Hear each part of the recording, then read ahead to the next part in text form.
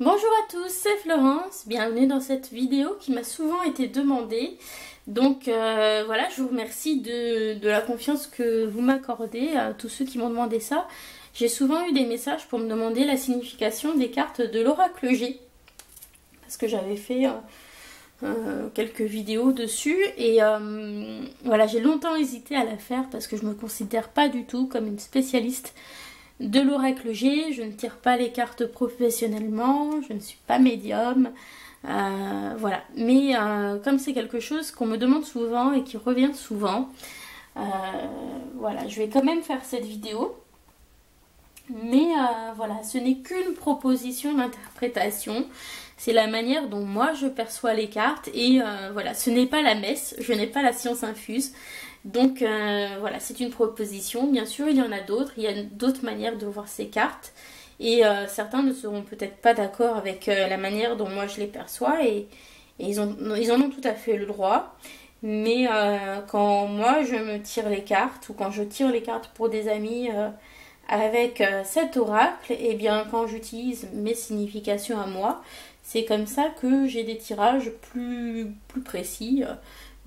Voilà, je ne vais pas forcément toujours suivre au pied de la lettre ce qui est marqué dans le livret.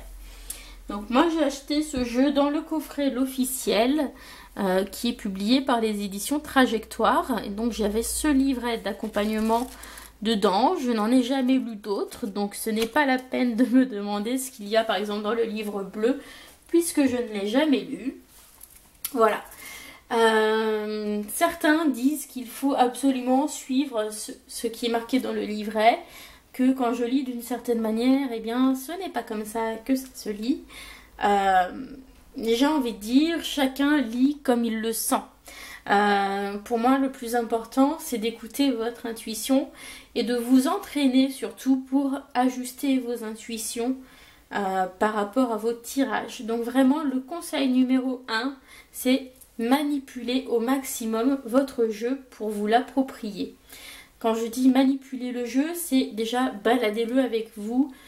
Si vous allez quelque part, emmenez-le dans votre sac, dormez à côté, etc. Déjà pour que votre énergie rentre dans le jeu. La deuxième chose, c'est faites un maximum de petits tirages pour vous entraîner. Donc voilà, tous les jours, par exemple, au début, je posais une question, à quoi dois-je prêter attention aujourd'hui? À quoi dois-je faire attention? Qu'ai-je besoin de savoir? Voilà, juste des petites questions simples comme ça. Vous notez votre question, vous notez votre tirage, votre première impression, comment vous pensez l'interpréter. Et puis plus tard, vous revenez dessus, voir si ça se vérifie ou pas, pour affiner la manière dont vous voyez les cartes. Donc ça, c'est la première chose. Vous pouvez également, si vous avez des amis qui sont d'accord, qui sont volontaires, leur faire des tirages et puis ils vous diront si ça se vérifie ou pas. Et puis une autre possibilité, eh bien, c'est par rapport à des émissions de télé, eh bien, ou des feuilletons que vous suivez. Eh bien, voilà, poser des questions par rapport aux personnages, voir comment les choses vont évoluer pour eux. Et puis voir si ça se valide ou pas dans vos tirages. Donc ça, ce sont des propositions pour s'entraîner. Mais vraiment, n'ayez pas peur d'utiliser vos cartes. C'est en les manipulant qu'on se les approprie et que on devient le plus précis possible dans ces tirages. La chose suivante, est-ce que tout le monde peut tirer les cartes? Est-ce qu'on a besoin d'être médium? Non, je ne pense pas. Peut-être que les médiums ont une vision plus précise des choses, c'est possible, je n'en sais rien, ce n'est pas mon cas. Mais par contre, on voit que l'oracle G, ce sont quand même des symboles assez universels, assez connus, assez intuitifs et donc voilà, qui reposent sur notre inconscient collectif. Et forcément, on a tous des idées d'associations de mots et d'idées avec ces images. Et donc, voilà, faites-vous confiance, faites confiance à votre ressenti, à ce que ça vous inspire. Donc, mon conseil suivant, c'est avant de vous lancer dans le livre, quel que soit le livre sur l'oracle G, prenez du temps pour vous pour regarder les cartes une par une et noter ce qui vous vient à l'esprit pour chacune des cartes. Ça vous fera une bonne base de travail. Et ensuite, bien sûr, si vous avez envie, pour compléter, pour avoir davantage de possibilités, vous pouvez aller voir dans des livres, bien sûr. Et voilà, bien sûr, le créateur du jeu a fait son jeu avec une certaine vision en tête. Et donc, ce qui est dans le livre, eh ben, c'est sa proposition de lecture par rapport à son vécu, à son expérience. Et c'est pour ça que des fois, eh bien, il y a des interprétations qui varient parce qu'on n'a pas tous le même vécu et pas tous la même expérience. Donc voilà, ne me crucifiez pas sur place si vous n'êtes pas d'accord avec l'interprétation de certaines cartes. Voilà, c'est une interprétation par rapport à mon vécu, c'est une proposition.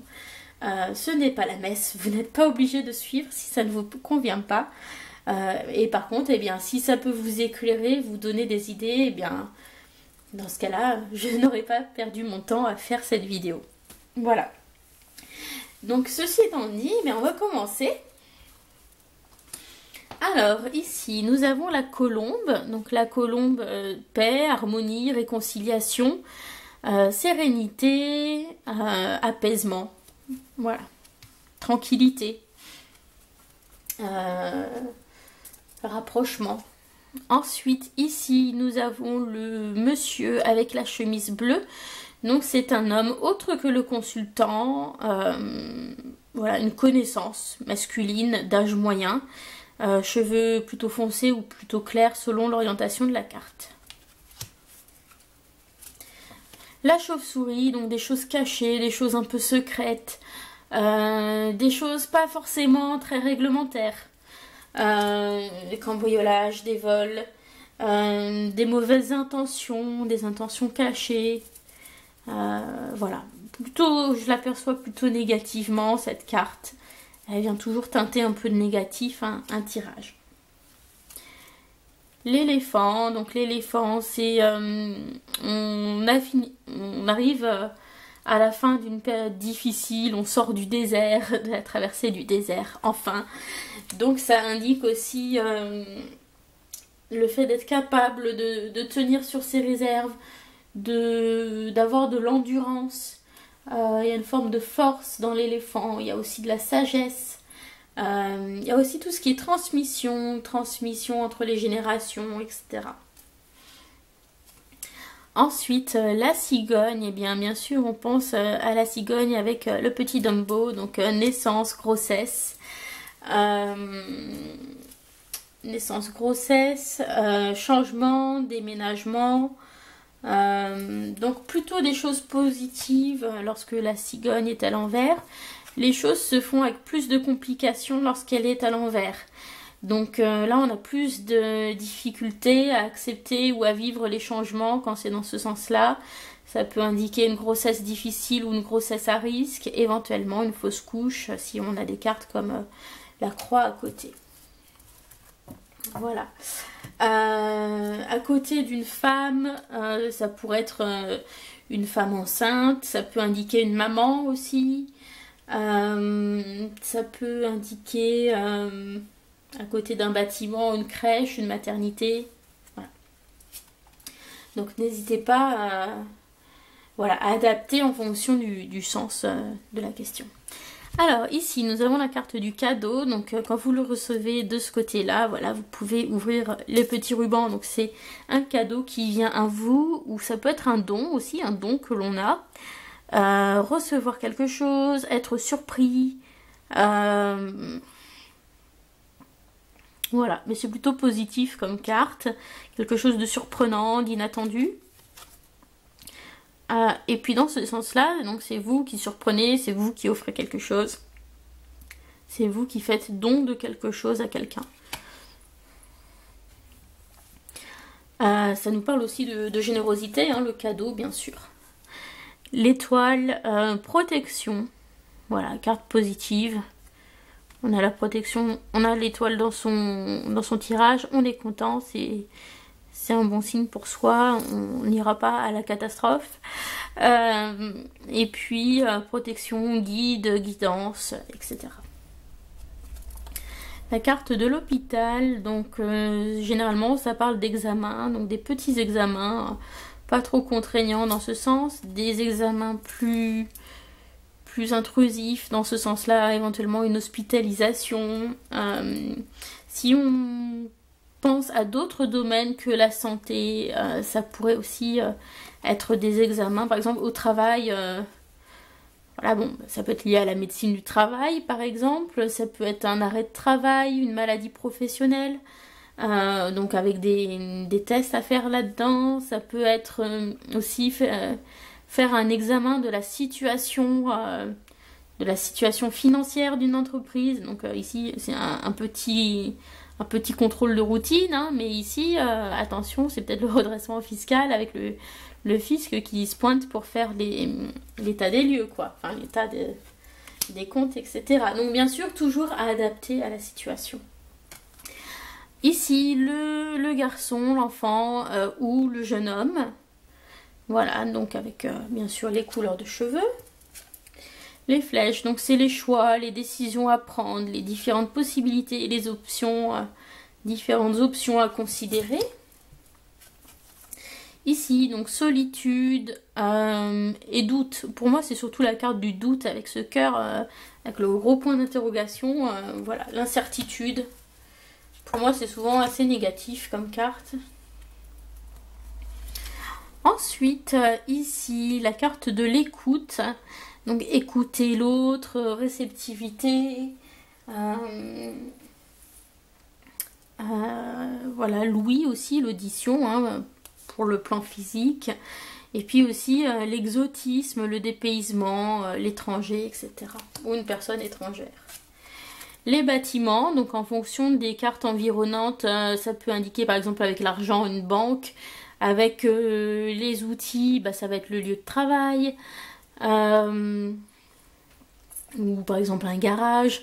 Avec la cigogne, ça peut être une maternité. Avec le rat, ça peut être un hôpital. Enfin voilà, on adapte. Avec de l'argent, ça peut être aussi un investissement immobilier. Donc c'est aussi tout ce qui est domaine immobilier. Ça peut indiquer bien sûr les espaces urbains. Une vie sociale intense. Un endroit avec beaucoup de monde. Quelque part, un endroit qui est grand aussi. Ici, on va avoir la campagne, donc tranquillité, repos, bien sûr la campagne, la province, période de ralentissement, des choses qui se calment, une activité tranquille, une vie sociale un peu isolée, voilà. Ensuite, la petite fille ou la jeune fille avec les couleurs de cheveux.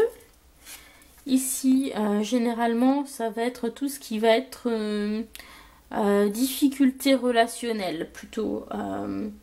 Difficultés relationnelles, problèmes de couple, infidélité, tout ce qui va être lié à la sexualité, les organes reproducteurs, etc. La rose, donc l'épanouissement, les sentiments, le bonheur, la séduction, quelque chose qui est plaisant, quelque chose qui est agréable, la sensualité, donc que ce soit la sensualité, voilà, quelqu'un qui est sensuel, ou la sensualité, profiter par exemple de la sensualité des aliments, etc. Voilà. Le monsieur en jaune, c'est le consultant ou l'homme le plus proche de la consultante. Le printemps indique bien sûr la saison, mais aussi le commencement, quelque chose qui démarre, du potentiel, avec une relation à la carte de l'amour, un amour naissant, une amitié naissante. Voilà, une énergie de commencement, de démarrage. De croissance aussi, voilà. Mais on n'est pas encore à maturité. Les chiffres, donc la chance, le hasard. Voilà. Ensuite, Les outils, donc ça représente le travail, ça représente aussi quelqu'un qui est manuel, quelqu'un qui est débrouillard, avoir les bonnes ressources, avoir les bons outils, les bonnes ressources à disposition. Ensuite, les transports, donc l'idée de voyage, mais aussi les transports en commun, le train, l'avion, etc. Les déplacements, aller à l'étranger.